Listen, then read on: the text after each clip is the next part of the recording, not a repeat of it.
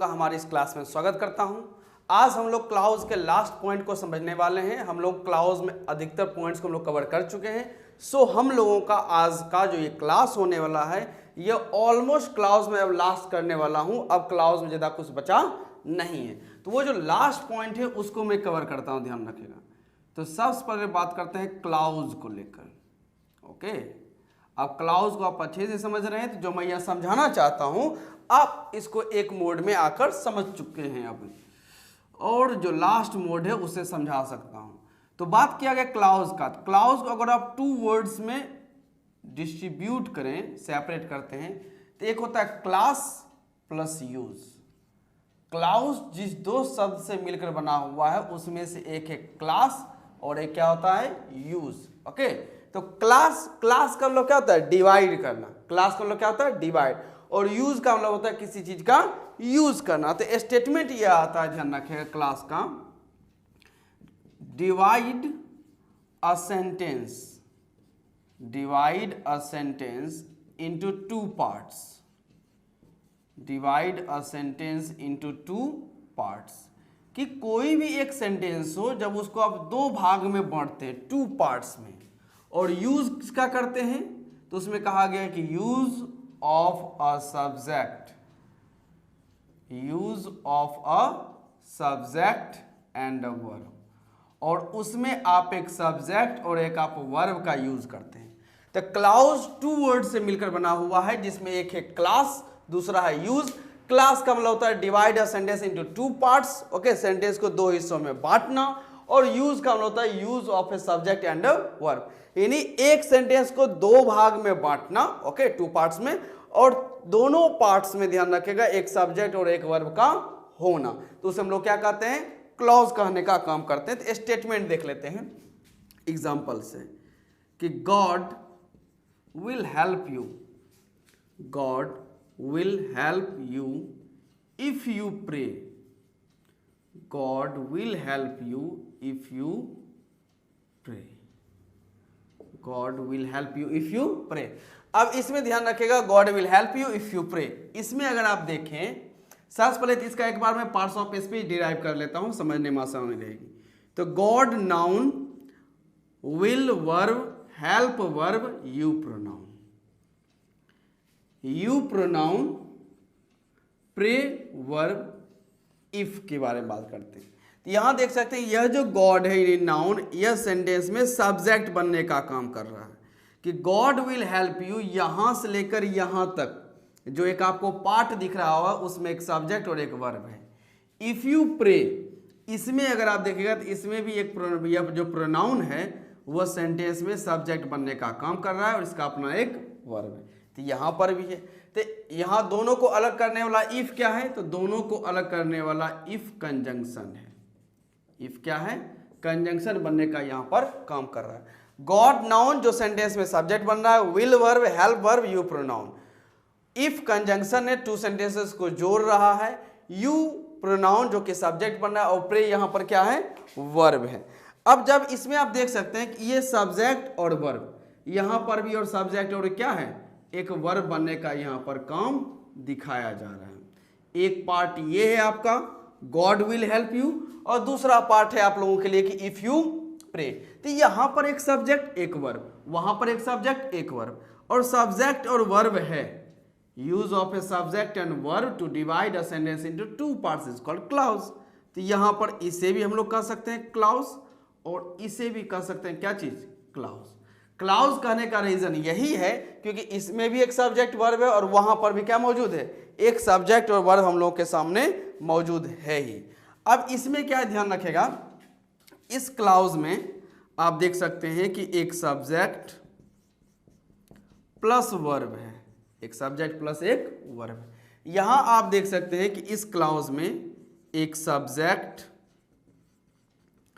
Plus एक verb है, subject के साथ एक वर्ब भी दिया हुआ है। लेकिन इस क्लॉज में या यह जो सब्जेक्ट वर्ब है, इससे पहले आपको एक कंजंक्शन दिख रहा है, एक कंजंक्शन यहां पर दिया हुआ है जो कि इस सब्जेक्ट वर्ब के बारे में कभी दिया हुआ नहीं है। यहां पर आप देखते हैं कि यहां पर आपको जो सेंटेंस दिखेगा वो सेंटेंस 2 पार्ट्स में डिवाइड किया हुआ मिलता है, और दोनों पार्ट में एक सब्जेक्ट और एक वर्ब मिलता है, लेकिन आपको एक पार्ट ऐसा मिलेगा जिसके साथ कंजंक्शन होगा। जिसके साथ क्या होगा? कंजंक्शन। वहीं दूसरा पार्ट होगा जिसके साथ किसी कंजंक्शन की जरूरत हमें पड़ती नहीं है। अब आप देखते हैं, ध्यान रखिएगा, इस क्लाउज का नाम कैसे डिराइव कर सकते हैं। तो स्टेटमेंट लिखा गया है कि गॉड विल हेल्प यू, यहां तक लिख चुके हैं। मैं इसी स्टेटमेंट को दोबारा लिख रहा हूं जिससे मैं और इंफॉर्मेशन ऐड कर सकूं। अगर मैं इसी में ज़्यादा इंफॉर्मेशन ऐड करूंगा तो फिर वो क्लैरिटी नहीं आ पाएगी।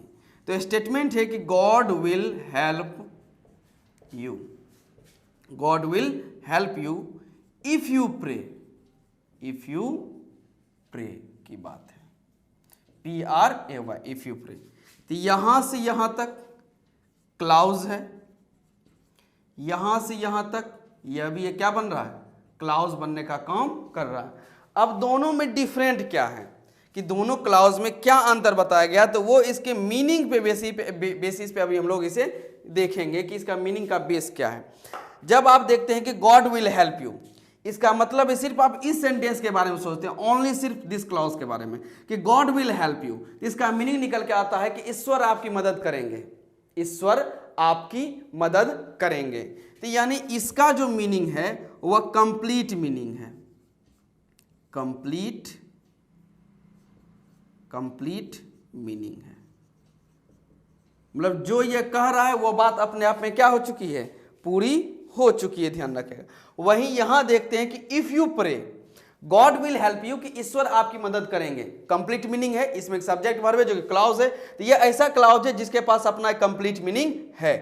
वहां कहा गया कि if you pray, if you pray, यदि आप प्रार्थना करते हैं। अब सोचिए, एक तरफ स्टेटमेंट है कि ईश्वर आपकी मदद करेंगे, कंप्लीट मीनिंग होगी, बात खत्म। और एक सेंटेंस आपको दिया हुआ है, क्लाउज दिया हुआ है जिसमें कहा गया इफ यू प्रे, यदि आप प्रार्थना करेंगे। तो सिर्फ इतना इंफॉर्मेशन, ये वाला स्टेटमेंट यहां से गायब कर दिया जाए, गॉड विल हेल्प यू ये ना लिखा हो, सिर्फ लिखा हुआ हो इफ यू प्रे। उसका मीनिंग क्या निकल के आएगा? यदि आप प्रार्थना करोगे, यदि आप प्रार्थना करोगे। इसका मतलब क्या कहने की कोशिश कर रहा है? यदि आप प्रार्थना करोगे, तो इसका मतलब है कि यह कंप्लीट मीनिंग नहीं दे रहा है। जहां यह कह रहा है कि गॉड विल हेल्प यू, ईश्वर आपकी मदद करेगा, तो हो गया, बात खत्म। इसमें कोई आगे पीछे दायां बायां देखने की जरूरत नहीं है। जबकि यहां कहा गया कि इफ यू प्रे, यदि आप प्रार्थना करते हैं तो क्या ईश्वर आपकी मदद करेंगे। तो यह जो क्लाउज है ये अपने आप में कंप्लीट मीनिंग है, लेकिन यह जो क्लाउज आपके सामने दिया गया इफ यू प्रे, ये अपने आप में कंप्लीट मीनिंग नहीं है। ऐसा लग रहा है कि ये अधूरा मतलब इंफॉर्मेशन मीनिंग हमें दे रहा है। इफ यू प्रे, यदि आप प्रार्थना करते हैं तो यहां पर जो क्लाउज है यह इनकम्प्लीट मीनिंग है, इनकम्प्लीट मीनिंग इसे कहने का हम लोग काम कर देते हैं। यह क्लाउज कंप्लीट मीनिंग है और वह क्लाउज क्या है? इनकम्प्लीट मीनिंग है। तो कंप्लीट मीनिंग होने का मतलब इसे हम लोग कहते हैं इंडिपेंडेंट क्लाउज, इंडिपेंडेंट क्लाउज कहते हैं।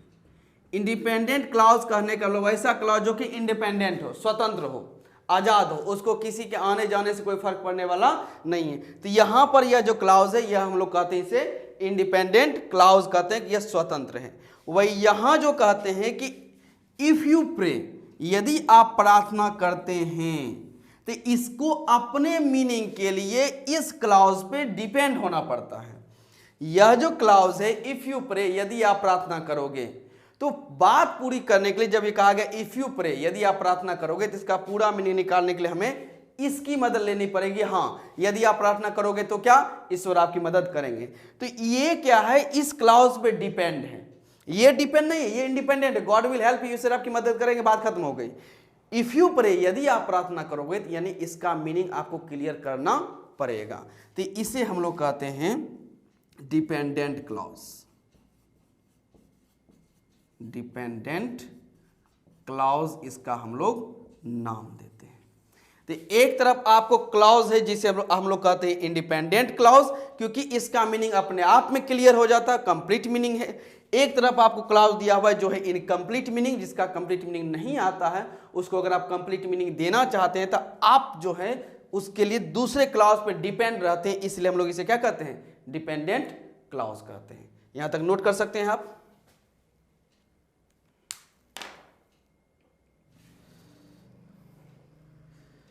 चलिए इसे इरेज करते हैं और हम लोग आगे बढ़ने का काम करते हैं।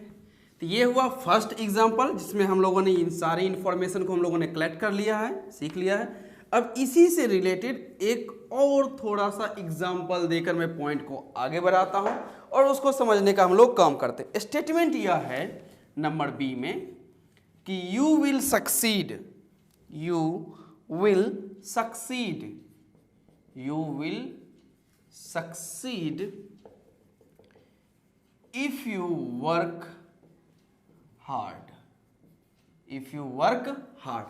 अब यहां देख सकते हैं कि यू यहां पर स्टेटमेंट में यह सब्जेक्ट है, विल और सक्सीड दोनों वर्ब हैं, विल और सक्सीड दोनों वर्ब हैं। तो यहां से यहां तक अलग एक क्लॉज होता है, क्या हुआ? क्लॉज हुआ। यहां यू सब्जेक्ट, वर्क इसका वर्ब है, हार्ड इसी वर्ब में जानकारी देने वाला क्या है? एडवर्ब है। और इफ जो है दोनों सेंटेंस को जोड़ने वाला एक कंजंक्शन है, क्या है? कंजंक्शन यहां बनने का ये काम कर रहा है। तो यहां आप देख सकते हैं सब्जेक्ट वर्ब के साथ ये एक अलग क्लॉज और इफ कंजंक्शन के साथ यह एक अलग क्लॉज बनाने का ये काम किया जा रहा है यहां पर। और यहां पर आप समझिएगा कि यू विल सक्सीड, आप सफल होंगे, आप सफल होंगे। इसका मतलब है कि यह जो है हम लोगों का क्लॉज ये कंप्लीट मीनिंग दे रहा है, कंप्लीट मीनिंग देने का यह काम कर रहा है यहां पे। वहीं जो नेक्स्ट स्टेटमेंट है कि इफ यू वर्क हार्ड, यदि आप कठिन परिश्रम करते हैं, वर्क हार्ड करते हैं, तो यदि आप वर्क हार्ड करते हैं तो क्या, यानी ये तो अपने आप में पूरी जानकारी नहीं दे रहा है। तो यानी यह जो क्लॉज जो है इसे हम लोग कहते हैं, यह क्लॉज इनकम्प्लीट मीनिंग के साथ है, इनकम्प्लीट मीनिंग के साथ यहां पर प्रेजेंट हो रहा है, इनकम्प्लीट मीनिंग। और यह जो क्लॉज है यू विल सक्सीड जो अपने आप में कंप्लीट है, इसी को हम लोग क्या कहते हैं? ये जो अपने आप में कंप्लीट होने का काम करता है इसी को हम लोग क्या कहते हैं? Independent clause, independent, independent clause, स्वतंत्र क्लॉज है ये, इसको किसी पे निर्भर रहने की कोई जरूरत नहीं है। वही जो हम लोग के सामने दिया हुआ है वहां पर इनकम्प्लीट मीनिंग, यानी इनकम्प्लीट मीनिंग क्या है कि उसको मीनिंग कंप्लीट अगर करना है, इफ यू वर्क हार्ड को अपना मीनिंग अगर कंप्लीट करना है तो उसे इस क्लॉज पे आना पड़ेगा। इफ यू वर्क हार्ड, यदि आप वर्क हार्ड करते हो तो क्या? यू विल सक्सीड, आप सफल होंगे। तो इसको अगर अपना मीनिंग कंप्लीट करना है तो इस पे डिपेंड होना पड़ेगा, इस क्लॉज पे। इसी वजह से इसे हम लोग कहते हैं डिपेंडेंट क्लॉज, डिपेंडेंट क्लॉज कहने का हम लोग काम करते हैं। यहां तक मतलब कोई दिक्कत नहीं है। इसी का एक और नाम रखा गया है जिसे कहा गया यू विल सक्सीड, आप सफल होंगे। तो ये अपने आप में कंप्लीट है या मतलब अपने आप में इंडिपेंडेंट है, स्वतंत्र है। तो इसी का एक और नाम रखा जाता है प्रिंसिपल क्लॉज, यही है प्रिंसिपल क्लॉज, इसे हम लोग कहते हैं। प्रिंसिपल क्लॉज क्यों कहा? प्रिंसिपल क्लॉज हम लोग क्या कहें? मुख्य, जो अपने आप में मेन हो, उसको किसी पे डिपेंड होने की कोई जरूरत नहीं है। तो इसी इंडिपेंडेंट क्लॉज का एक दूसरा नाम रखा गया, क्या चीज? Principal clause. और वहां जो है ध्यान रखेगा, तो यह प्रिंसिपल क्लॉज और इसी के साथ जुड़ा हुआ है ये तो इंडिपेंडेंट क्लॉज है, अपने आप में स्वतंत्र है, तो इसी को हमने नाम दिया है प्रिंसिपल क्लॉज। और इसी के साथ जो जुड़ा हुआ है, ओके, जिसे हम लोग कहते हैं डिपेंडेंट क्लॉज, इसे कहा गया है सबऑर्डिनेट क्लॉज, सबऑर्डिनेट क्लॉज इसे कहने का यह काम है। सबऑर्डिनेट क्लॉज कहने का मतलब होता है यह जो है ऑर्डिनेट करेगा इसके साथ, जैसे कहते हैं कोऑर्डिनेट करते हैं, उसी प्रकार से यह सबऑर्डिनेट क्लॉज है, यानी ये प्रिंसिपल क्लॉज के साथ जुड़ा हुआ है, जबकि ये किसी से जुड़ा हुआ नहीं, ये अपने आप में कंप्लीट है। तो जब भी आप सेंटेंस में क्लॉज देखेंगे तो क्लॉज आपको दो प्रकार के दिख सकता है, एक आपको दिखता है प्रिंसिपल क्लॉज, एक होता है सबऑर्डिनेट क्लॉज। उसी प्रिंसिपल क्लॉज को हम लोग कहते हैं इंडिपेंडेंट क्लॉज और सबऑर्डिनेट क्लॉज कहते हैं डिपेंडेंट क्लॉज। इंडिपेंडेंट क्लॉज में कंप्लीट मीनिंग होता है, जबकि डिपेंडेंट क्लॉज में कंप्लीट मीनिंग नहीं होता। और सबसे बड़ी बात ध्यान रखेगा, जब बात करते हैं हम लोग डिपेंडेंट या फिर सबऑर्डिनेट क्लॉज का, तो एक तरीका है कि आप इसका हिंदी लगाते हैं, जैसे मैंने अभी बताया, ये क्या हुआ, हिंदी लगा के मैंने बताया। लेकिन अगर आपको इसका हिंदी नहीं निकल पा रहा है तो इसका की पॉइंट यह कहता है कि आपको जिस भी क्लॉज में सब्जेक्ट और वर्ब हो, सब्जेक्ट और वर्ब हो और उसके साथ आपको कंजंक्शन भी मिल रहा हो या कंजंक्शन भी दिया हुआ हो, सब्जेक्ट वर्ब और उस सब्जेक्ट वर्ब के पहले क्या हो, एक कंजंक्शन दिया हुआ हो, तो समझ जाइए वो हम लोग के लिए सबऑर्डिनेट क्लॉज है या उसी को हम लोग कहते हैं डिपेंडेंट क्लॉज, जिसका मीनिंग क्या होता है, इनकम्प्लीट। तो ये आपको प्रिंसिपल और सबऑर्डिनेट क्लॉज को पहचानने में मदद करता है कि सब्जेक्ट वर्ब के पहले क्या होना चाहिए, एक कंजंक्शन यहां पर दिखना चाहिए। इसे नोट कीजिए। अब हम लोग कुछ क्वेश्चंस को कवर करेंगे या एक और एग्जांपल मैं आप लोगों के सामने रखता हूं, नोट कीजिए।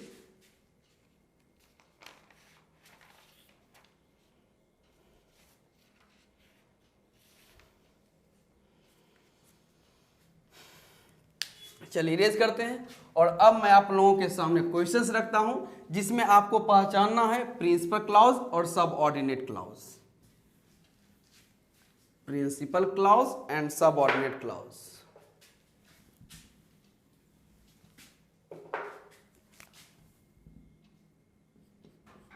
Find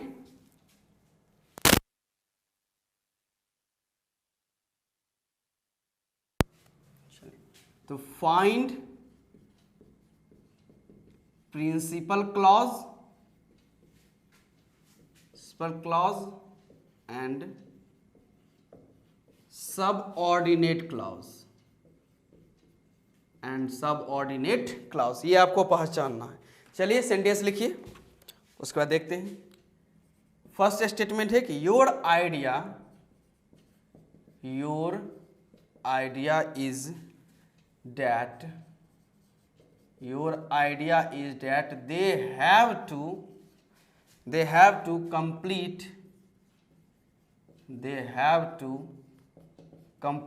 it secretly, first statement है। सेकेंड स्टेटमेंट में आते हैं, ध्यान रखेगा। nobody has the idea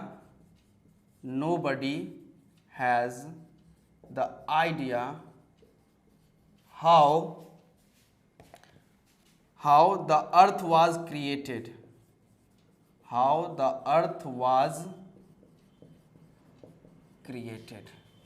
ये टू सेंटेंसेस हैं, आगे नोट कीजिए। पहले इसको बनाइए, फिर मैं और सेंटेंसेस आगे भाई आपको देता हूं।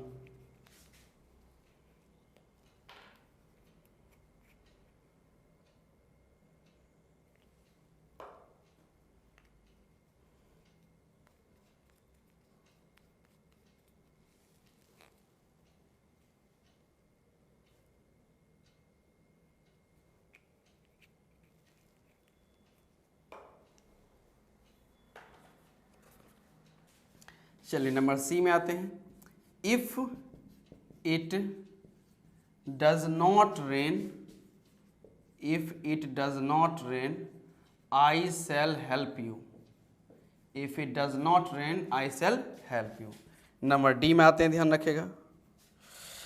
Violence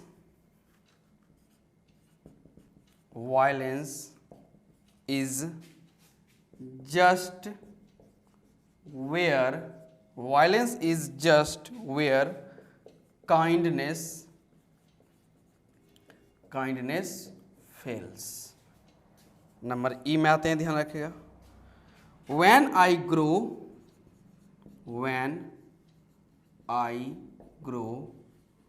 I want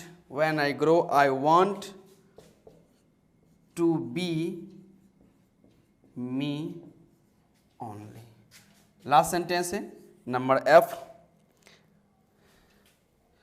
when a man meets, आप इसका प्रिंसिपल और सबऑर्डिनेट क्लॉज पहचानना शुरू कर दीजिए। when a man meets his mates the society begins। चलिए यहां पर यह आपको टोटल 6 सेंटेंसेस आपको कैरी किया गया। Your idea is that they have to complete it secretly. Nobody has the idea how the earth was created. If it does not rain I shall help you. Violence is just where kindness fails. When I grow I want to be me only. When a man meets his mates the society begins. आपको identify करना है principal clause and subordinate clause, और याद रखिए subordinate clause वहीं मिलेगा जहां पर आपको एक कंजंक्शन मिलेगा, कंजंक्शन के साथ सब्जेक्ट और उसके बाद एक वर्ब, उसे डायरेक्ट आप कह सकते हैं सबऑर्डिनेट क्लॉज, और कुछ सोचने की जरूरत नहीं है। देखिए बना करके,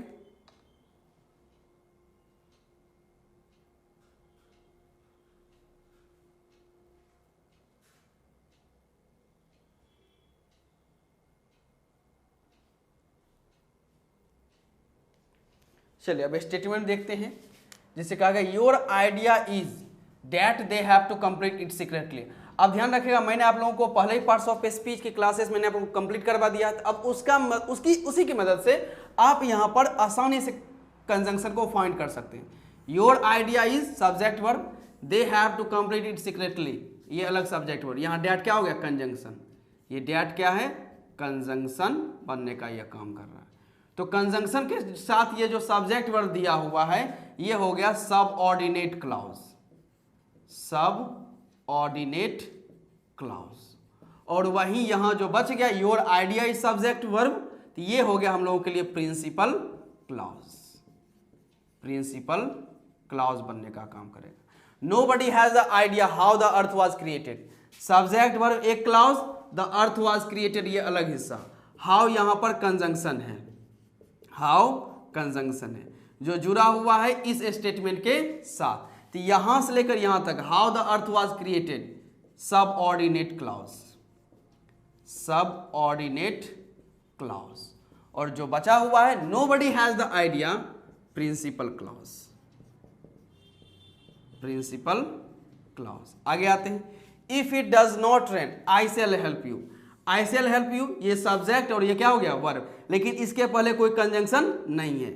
it does not rain, does verb it subject, इसके पहले इफ क्या है कंजंक्शन है, यानी यहां जो कंजंक्शन है, कंजंक्शन के बाद यह स्टेटमेंट है इट डज नॉट रेन, तो यहां से लेकर if it does not rain subordinate clause, subordinate clause, और जो बचा हुआ है आई शैल हेल्प यू ये हम लोगों के लिए है प्रिंसिपल क्लॉज, प्रिंसिपल क्लॉज बनने का काम कर। और एक बात को ध्यान रखेगा, जब भी आपको कंजंक्शन स्टार्टिंग में दिया हो रहेगा तो यहां दोनों सेंटेंस को लाइट सेपरेट करने के लिए, थोड़ा सा सेपरेट करने के लिए यहां पे कोमा इंडिकेट किया जाता है, यानी कोमा अगर बीच में दिया हुआ हो तो समझ जाइए वर्ब कंजंक्शन सेंटेंस के शुरुआत में आ चुका है स्टार्टिंग में। Violence is just where kindness falls, तो काइंडनेस फॉल्स जो है ये अलग सब्जेक्ट वर्ब हो गया, और वेयर यहां पर क्या बन रहा है कंजंक्शन, वेयर कंजंक्शन बनने का काम कर रहा है। तो यहां से लेकर यहां तक सबऑर्डिनेट क्लॉज, एससी, एससी का मतलब क्या हो जाएगा सबऑर्डिनेट क्लॉज, और वही वायलेंस इज ये हम लोग के लिए हो जाएगा principal clause. When I grow यहां कोमा दिया हुआ है यानी कंजंक्शन यहां पर आया हुआ व्हेन आई ग्रो, तो व्हेन आई ग्रो ये सबऑर्डिनेट क्लॉज, और I want to be me only ये हम लोगों के लिए है पीसी यानी कि प्रिंसिपल क्लॉज। आगे आते हैं, when a man meets his mates, comma है यानी कंजंक्शन पहले आ चुका है, ये व्हेन कंजंक्शन बनने का ये काम कर रहा है, क्लियर। तो कंजंक्शन के साथ a man meets his mates ये हम लोगों के लिए हो जाएगा सबऑर्डिनेट क्लॉज, वही द सोसाइटी बिगिंस ये हम लोगों के लिए है प्रिंसिपल क्लॉज। तो ये क्लॉज के पॉइंट्स आपके समाप्त होते हैं, और यहां पर ओके जहां पर हम लोगों ने प्रिंसिपल क्लॉज और सबऑर्डिनेट क्लॉज को क्लियर कर लिया। अब बस मैं आपको सबऑर्डिनेट क्लॉज का एक टाइप समझा देता हूं जो कि हम लोग ऑलरेडी ही क्लॉज वो कर चुके हैं, तो हम लोगों का जो क्लासेस है क्लॉज का वो पूरी तरीके से हो जाएगा समाप्त। उसके बाद हम लोग कुछ क्वेश्चन के प्रैक्टिस करेंगे जो एग्जाम्स में पूछे जा चुके हैं, और कुछ एमसीक्यू रहेंगे, कुछ डिस्क्रिप्टिव रहेंगे, अलग अलग प्रकार के रहेंगे, फिर मैं और भी चीजें आप लोगों को समझाऊंगा। यहां तक नोट कीजिए, आज क्लास में इतना ही रहेगा, मिलते हैं अगले क्लास में। Thank you so much.